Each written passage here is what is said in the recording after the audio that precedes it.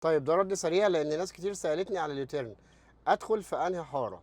طيب هو ببساطه كده يا جماعه، انا لازم اكون عارف امتى المفروض الف الدركسيون، لان انا لو اتاخرت في اللفه هدخل في حاره بعيد عن ان انا المفروض ادخلها. طبعا انا هشغل اشاره شمال وهبدا اقرب من اليوتيرن، وهستنى اما الرصيف يجي عند كتفي بالظبط كده، وهبدا الف كل الدركسيون. طبعا لو لفيت قبل كده هخبط في الرصيف، ولو اتاخرت في لفه الدركسيون وطلعت قدام شويه فهدخل على الواسع قوي. فانا اول ما الرصيف جه عند كتفي لفيت كل الدركسيون وهبدا ادخل. المهم هنا ان انا الحاره اللي هدخل فيها اكمل فيها.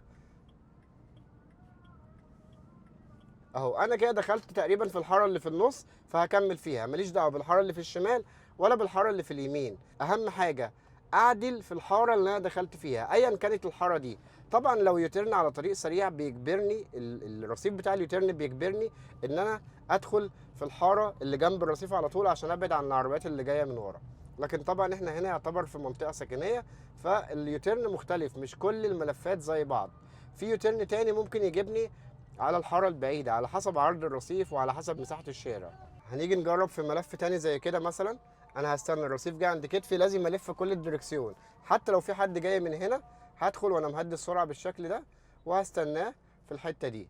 اهو انا دلوقتي لو حد جاي مليش علاقة بيه، اهي العربيات بتعدي من قدامي مفيش اي مشكلة. ولو حد جاي في الحارة اللي ورا انا برضو مش قافل الحارة اللي انا كنت فيها، وهبدأ اقرب على العربيات بالراحة كده. اهو هنا اليوتيرن جابني فين؟ جابني قريب للحاره اليمين، او ممكن نقول الحاره اللي في النص اهي، فبرضه هكمل فيها. هو هنا تقريبا الطريق حارتين، لان الجنب اليمين ده العربيات بتركن فيه، او الحاره اللي في اقصى اليمين دي العربيات بتركن فيها.